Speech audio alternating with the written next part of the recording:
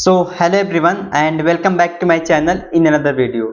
दोस्तों आज की वीडियो होने वाली है सीयूईटी के ऊपर। आप में से काफ़ी सारे स्टूडेंट्स का ये कमेंट था कि सीयूईटी में जो सिलेबस है उसके बाद में वीडियो बनाओ कि अगर आप लोग मान लो लेटरल एंट्री में जाना चाहते हो, जो जनरल स्टडी का सिलेबस है उसमें कौन कौन से जो है कोर्सेज आते हैं, क्या क्या आता है। साथ ही साथ अगर मान लो आप लोग का फिजिक्स है, केमिस्ट्री है या तो बायोलॉजी डोमेन है, अगर इंग्लिश डोमेन है तो उसमें क्या क्या जो है सिलेबस आते हैं और जो है आपको क्या क्या तैयारी बेसिकली करना चाहिए जिससे आपका सीयूईटी का एग्जाम जो है निकल पाए। इस वीडियो में हम उसी के बारे में बात करने वाले हैं। प्रॉपर डिटेल में जानेंगे जो भी कोर्सेज हैं आपके, चाहे वो बायोलॉजी हो गया डोमेन सब्जेक्ट, या फिजिक्स हो गया, या तो केमिस्ट्री हो गया, या तो यहाँ पर मैथमेटिक्स हो गया, या तो बायोलॉजी हो गया, या तो जनरल स्टडी हो गया। इन सब के बारे में डिटेल में बात करेंगे इस वीडियो के अंतर्गत। तो चलो स्टूडेंट चलते हैं सीधे स्क्रीन पर। तो अभी आप लोग देख पा रहे होंगे मैं अभी हूँ सीयूईटी की ऑफिशियल वेबसाइट पर, जहां पर इन्होंने सिलेबस को डाल रखा है। ठीक है, अब सिलेबस के बारे में जानने के लिए सबसे पहले आप लोग समझो, यहाँ पर लैंग्वेज सब्जेक्ट हो गए, या तो नीचे की तरफ जैसे आप लोग बढ़ोगे तो आपके जो भी डोमेन सब्जेक्ट हैं वो हैं। तो सबसे पहले हम यहाँ पर बात करते हैं जनरल एप्टीट्यूड टेस्ट। आप में से काफी सारे स्टूडेंट का यही सवाल था कि भाई अगर मान लो कि आप लोग लेटरल एंट्री लेना चाहते हो, लेटरल एंट्री के लिए बहुत सारे कॉलेज में जनरल स्टडी ही मांगा है, यानी कि जनरल एप्टीट्यूड टेस्ट ही मांगा है। तो इसमें आपको क्या पढ़ना है, और देखो अगर आपको नहीं पता है कि किस कॉलेज में जो है क्या डोमेन सब्जेक्ट रहने वाला है, उसके ऊपर मैंने प्रॉपर वीडियोज बना रखी है, उसको आप लोग जरूर चेकआउट करना। यहाँ पर आई बटन में दिख जाएगा या तो आपको नीचे डिस्क्रिप्शन बॉक्स में मिल जाएगा ये वीडियो, आप लोग उसको जरूर चेकआउट करना। सबसे पहले हम जनरल एप्टीट्यूड टेस्ट का पेपर यहाँ पर जो सिलेबस है उसको डाउनलोड करते हैं। और जैसे सिलेबस डाउनलोड होता है तो आप लोग के सामने ये ओपन होता है। अब देखो यहाँ पर लिखा हुआ है फॉर द ईयर 2025। ओके, 25 के लिए है जनरल एप्टीट्यूड टेस्ट। ओके, और जैसे आप लोग ऊपर की तरफ बढ़ते हो थोड़ा सा तो यहाँ पर आप लोग देख पा रहे होंगे, यहाँ पर पूरी की पूरी इंफॉर्मेशन शो हो रखी है। देखो यहाँ पे इन्होंने डिवाइडेशन किया है, कैसे किया है डिवाइडेशन इसको समझो। तो यहाँ पे इन्होंने दे रखा है the question paper will be contain question from the following topics. जो क्वेश्चन पेपर है उसमें इन टॉपिक्स जो है क्वेश्चन आ सकते हैं। अब जैसे यहाँ पर देखो पहला है general knowledge and current affairs.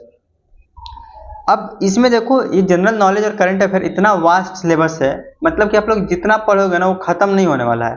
तो आपको अपने माइंड से पढ़ना है कि भाई करंट में रिसेंटली जो है क्या क्या चीज़ें चल रही हैं। सपोज दैट मान लो अभी जो है आपका सीयूटी का जो एग्जाम होने वाला है उससे 6 महीने पहले के जो सीयूटी का एग्जाम होगा ना, उसे 6 मंथ पहले के आपको करंट अफेयर्स को देखना है।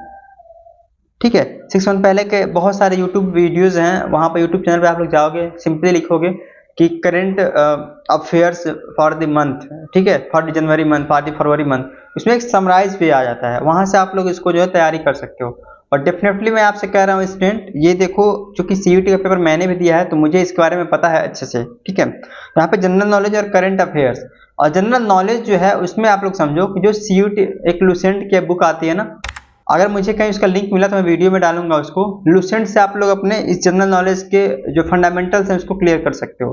बेसिकली क्या होता है जनरल नॉलेज, मतलब जो जनरल स्टडी है आसपास के इतिहास हो गया, भूगोल हो गया, आपने अगर मैं हिंदी में बताऊँ तो, और इंग्लिश में बात करूँ जियोग्राफी हो गया, हिस्ट्री हो गया, पॉलिटी हो गया, यही सब चीज़ आते हैं।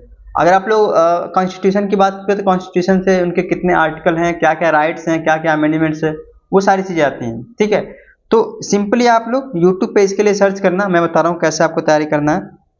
आप लोग यूट्यूब पे सर्च करना general knowledge for the CUET, बहुत सारे वहाँ पे चैनल आ जाएंगे आपको लोग। और देखो जिस भी चैनल को फॉलो करना उसी एक चैनल को पकड़ करके उसी को फॉलो करना, ये नहीं कि आप लोग एक चैनल से तैयारी कर रहे हो फिर दूसरे दिन कोई और टॉपिक देखे तो किसी और चैनल पे चले गए, ऐसे नहीं।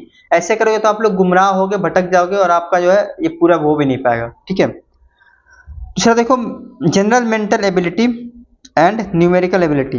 ये जनरल मेंटल एबिलिटी और न्यूमेरिकल एक जो एबिलिटी है वो आपके 8 लेवल पे आते हैं। आपने 8 का अगर मैथ पढ़ा होगा अच्छे से तो 8 के आपके मैथ के अकॉर्डिंग ये सारे के सारे क्वेश्चन होते हैं। ठीक है, उसके बाद से आप लोग जब ऊपर की तरफ बढ़ोगे तो reasoning, simple application of the basic mathematics concept, quantitative arithmetic, algebra and mensuration and statics. देखो रीजनिंग जो होता है ना, सबसे अगर आप मैं बोलूँ तो सबसे जो आसान पार्ट होता है वो रीजनिंग का ही होता है। अब आप में से कोई लोग के बहुत ज़्यादा जो है हार्ड टॉपिक लगता होगा, लेकिन ऐसा नहीं है। ठीक है, रीजनिंग बहुत आसान है। ये सारे के सारे जो क्वेश्चन हैं आपको ये तैयारी करने हैं रीजनिंग में। ठीक है, उसके बाद से देखो लॉजिकल एंड एनालिटिकल रीजनिंग। ठीक है, and then general science and environment. General science and environment की अगर हम बात करें तो ये देखो, इसके लिए भी ना आपको एक पर्टिकुलर बुक नहीं फॉलो करना है। ये जो मैंने आपको बताया एक लूसेंट की जो बुक आती है, ओके, उसको आप लोग फॉलो कर सकते हो। अगर उसका लिंक मिलेगा ना, या तो यहाँ पे एक इमेज होगा तो मैं आपको यहाँ पे दिखा दूंगा, आप लोग उसको फॉलो कर सकते हो, उससे पढ़ सकते हो। इस सारे के सारे टॉपिक जो इसमें कवर होते हैं, ठीक है। चलो ये तो हो गया, मैंने बताया बस इतना ही है। जनरल साइंस में ना, जनरल एप्टीट्यूड टेस्ट में बस आपको इतना ही पढ़ना है। अब इसके बाद हम अगर बात करें स्टूडेंट, तो अब हम यहाँ बात करते हैं, ओके, फिजिक्स की बात कर लेते हैं। फिजिक्स जो है डोमेन सब्जेक्ट है, उसकी बात कर लेते हैं। आप लोग स्क्रीनशॉट भी ले लेना इसका, ताकि आप लोग जो है कोई दिक्कत ना हो। अब देखो, फिजिक्स में इन्होंने ना यूनिट वाइज यूनिट दे रखा है। जैसे आपने 11th और 12th में पढ़ा होगा यूनिट वाइज, वैसे इन्होंने दे रखा है। फर्स्ट अगर हम बात करें इलेक्ट्रोस्टैटिक्स। अब इलेक्ट्रोस्टैटिक्स में कितने सारे सिलेबस हैं, यहाँ पे इन्होंने पॉइंट वाइज पॉइंट करके मेंशन किया है। अब यहाँ पे एक एक चीज़ तो मैं नहीं बताऊंगा, आप लोग इसको देख लो और स्क्रीनशॉट ले लो। इस तरीके से आप लोग जो है अपने तैयारी को कर सकते हो। जैसे यहाँ मान लो electrical charge and their conversion, coulomb's law, इसको कुलाम लॉ के नाम से आप लोग जानते हो, जो आप लोग 11th 12th में पढ़ते होगे, ठीक है। इंग्लिश में इसको कुलाम्स बोलते हैं, और हिंदी में अगर बात करें तो कुलाम लॉ के बारे में बात करते हैं, ओके। तो आप लोग इसको जो है देख सकते हो। साथ ही इलेक्ट्रिक डाइपोल, इलेक्ट्रिक फील्ड, बहुत आसान आसान, अगर मैं अपनी भाषा में कहूँ ना तो बहुत आसान आसान टॉपिक होते हैं ये। बस क्या है, थोड़ा दिमाग लगा करके और पढ़ना होता है, जिससे आपका जो है क्लियर हो जाता है, आसानी से क्लियर हो जाता है, ठीक है। दूसरा है, देखो यहाँ पर यूनिट, वो है करंट इलेक्ट्रिसिटी, ठीक है। करंट इलेक्ट्रिसिटी से आपके इतने सारे जो है रहते हैं, जैसे क्या होता है, साथ ही यहाँ पर इनके लॉ वगैरह और जो ब्रिज हैं उसके बारे में बात कर रहे हैं, कि आप लोग उसको जो है पढ़ सकते हो। मतलब ये कि इन्होंने जो है सीमित कर दिया है आपको, आपको इतना ही पढ़ना है, पूरा आपको सिलेबस लेकर नहीं बैठना है 11th और 12th का, ठीक है। उसके बाद देखो, तीसरा यहाँ पे यूनिट है magnetic effect and current and the magnetism. चौथा है इलेक्ट्रोमैग्नेटिक। पांचवा है इलेक्ट्रोमैग्नेटिक वेव्स के बारे में। ऑप्टिक्स, सबका जो है फेवरेट चैप्टर ऑप्टिक्स का होता है, रिफ्लेक्शन लाइट वगैरह जो होता है, इसको आप लोगों को पूरा का पूरा देखना है। एक एक चीज आप लोग देख पा रहे होगे, कितना जो है इन्होंने समराइज कर दिया टॉपिक को, जिससे कि स्टूडेंट्स को दिक्कत ना हो, ठीक है। तो ये है 9 टॉपिक, इसमें 9 यूनिट हैं, और हर यूनिट के अंदर एक टॉपिक है। तो आप लोग इसको जो है इस तरीके से कवर कर सकते हो, ठीक है। बात करेंगे 7वें नंबर पर dual nature of the matter. 8वें पे atoms and nuclei and electronics devices, okay. ये सारा का सारा फिजिक्स का टॉपिक रहने वाला है। अब आप लोग सोचोगे फिजिक्स की तैयारी कैसे करें, तो देखो यार, 11th 12th आप लोग पढ़ के आए हो, ये चीज आप लोग मुझसे बेहतर जानते होगे, ओके। ये सारा जो टॉपिक है ना, आप लोग या तो किसी यूट्यूब की हेल्प ले सकते हो, यूट्यूब वीडियोस की, या तो आप लोग जो सिलेबस होंगे, जो आपने 11th और 12th में पढ़ा हुआ, आपके नोट्स होंगे, आप लोग वहां से भी इसको जो है तैयारी कर सकते हो। वैसे मैं आपको बताऊं, आप लोग ना जो है शॉर्ट रिवीजन भी करा करो, और चाहे जो अलग अलग चैनल पर जो वीडियोस आते हैं, उनके मॉक टेस्ट होते हैं, उसको ज्वाइन किया करो, इससे आपको बहुत हेल्प मिलती है, ओके। ये हो गया फिजिक्स का। थोड़ा और हम ऊपर की तरफ बढ़ते हैं, तो यहाँ पर देखो केमिस्ट्री का। ऑलराइट, केमिस्ट्री के लिए देखो यहाँ पर इन्होंने दे रखा है, केमिस्ट्री का सिलेबस थोड़ा सा बड़ा है। पहला जो यूनिट है वो है सॉल्यूशन का। दूसरा यूनिट है वो है इलेक्ट्रोकेमिस्ट्री का, और यहाँ पर देखो केमिकल काइनेटिक्स का है। आप लोग इसका प्लीज स्क्रीनशॉट ले लो, जिससे कि ना आपको जो है दिक्कत ना हो। ये लो, इसका स्क्रीनशॉट ले लो आप लोग, जिससे कि आप लोग इसको देख पाओ, ठीक है। ऑलराइट, आई होप कि आप लोगों ने स्क्रीनशॉट ले लिया होगा। ये हो गया केमिस्ट्री का सिलेबस, ठीक है।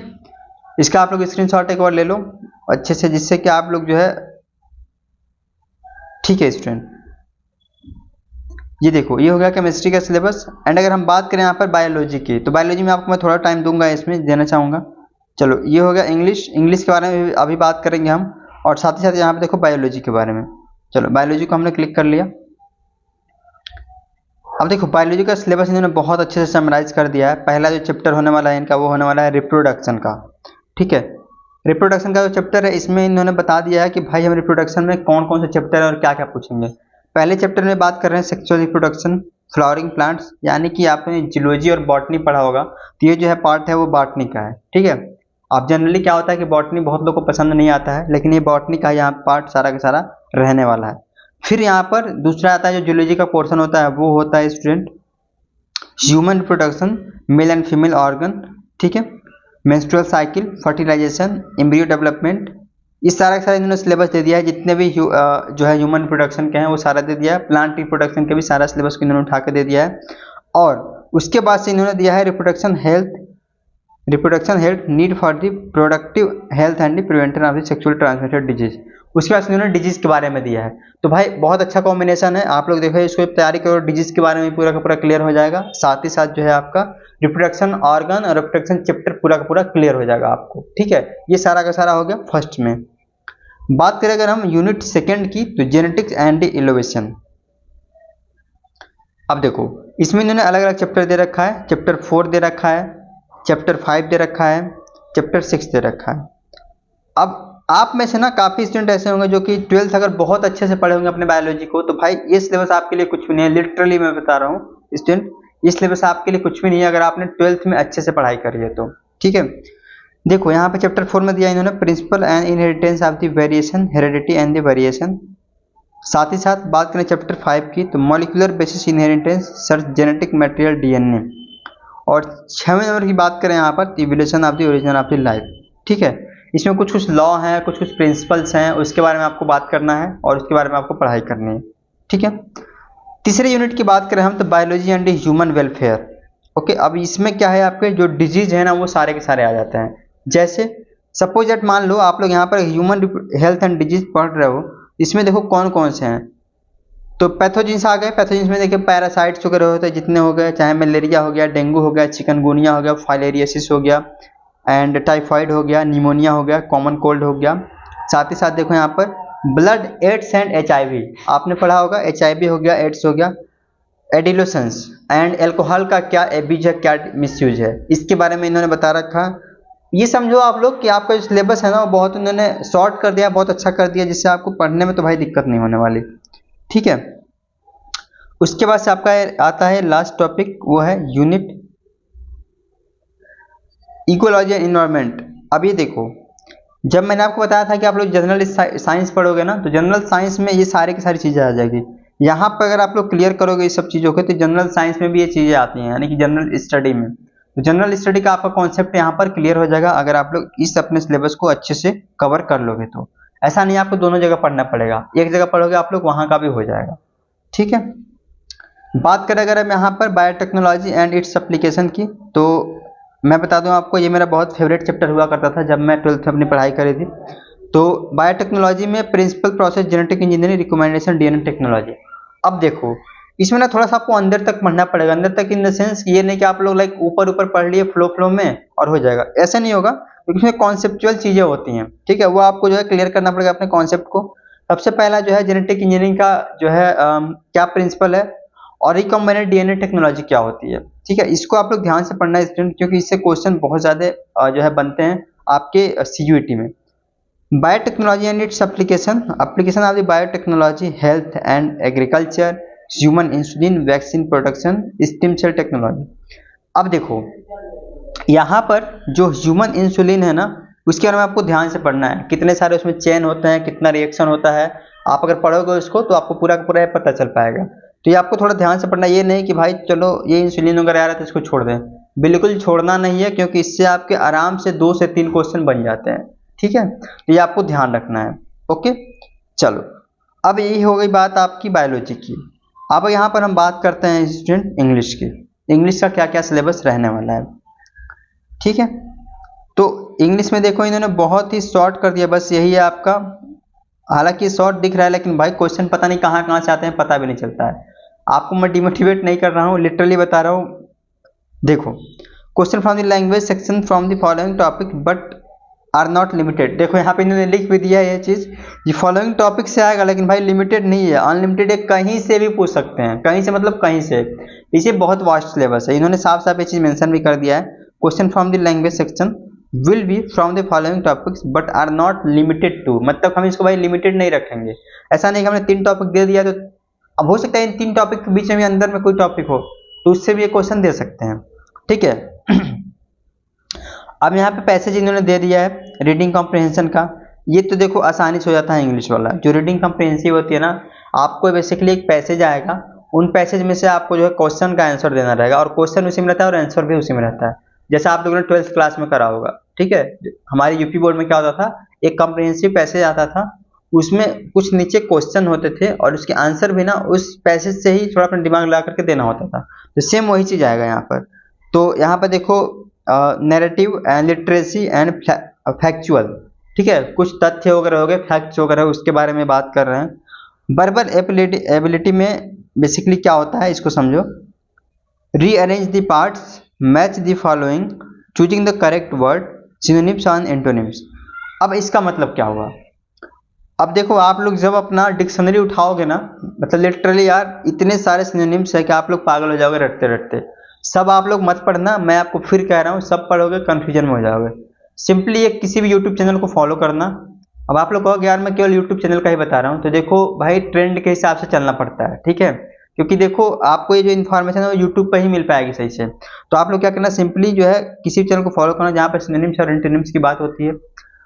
उसमें वो लोग सेलेक्टेड सिनोनिम्स और एंटोनिम्स देते हैं जो बेसिकली बार बार रिपीट हो रहे हैं आपके एग्जाम में, ठीक है। तो आपको वही चीज फॉलो करनी है। अगर आप लोग वो चीज फॉलो नहीं करोगे भाई तो पीछे रह जाओगे रेस में, ठीक है, कंपटीशन में भी पीछे रह जाओगे। Rearrange the parts, match the following, choosing the correct word. Rearrange the parts का मतलब क्या होता है? सपोज दैट आपको एक पैराग्राफ दे देंगे, ठीक है, और वर्ड जो है इसको इधर उधर कर देंगे, कुछ यहाँ का वर्ड यहाँ हो जाएगा, यहाँ का वर्ड यहाँ हो जाएगा, उसको आपको अरेंज करना रहेगा, ठीक है। उसको मतलब जो देखोगे आप लोग, सपोज दैट किसी द को पहले कर दिया या तो आई इन को बाद में कर दिया, ऐसे आपको अरेंज करना रहेगा वर्ड्स को पूरे जो है पैराग्राफ को पहचान करके। बात करें अगर हम यहाँ पर, तो चूजिंग द करेक्ट वर्ड और match the following. Match the following में क्या होता है आप लोगों ने जानते ही होंगे।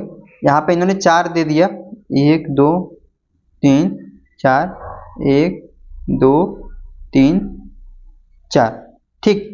अब इसमें क्या होता है कि जो क्वेश्चन आपको लगता है कि भाई पहला का आंसर जो है किस में जाना चाहिए, तो 2 में हमने मिला दिया, ठीक है। चौथा किस में 1 में जाना चाहिए, तीसरा का जो है यहाँ पे 3 में जाना चाहिए, दूसरा का 4 में जाना, ऐसा ना मैच द करेक्ट वर्ड, यानी कि करेक्ट जो वर्ड है उसको आपको मैच करना रहता है, ठीक है। तो इस तरीके से आप लोग ये सिलेबस देख के जाना भाई, डेफिनेटली आप जो है अच्छे से परफॉर्म कर पाओगे, ठीक है। और देखो अगर आप लोग इस सिलेबस में फॉलो नहीं कर सकते हो, एकदम शॉर्ट रिवीजन चाहते हो, तो मैं डिस्क्रिप्शन बॉक्स में यहाँ पर प्रोडक्ट का लिंक दे दूंगा, स्क्रीन पर भी। आप लोग प्रोडक्ट को जैसे आप क्लिक करोगे तो वहाँ पर बुक्स आएंगे सीयूईटी के रिलेटेड। शॉर्ट्स रिवीजन में आप लोग बुक्स को फॉलो कर सकते हो, बुक्स को ले सकते हो, वो आपके लिए बहुत फायदेमंद साबित हो सकता है, ठीक है। तो आप लोग एक बार जाके चेकआउट जरूर करना।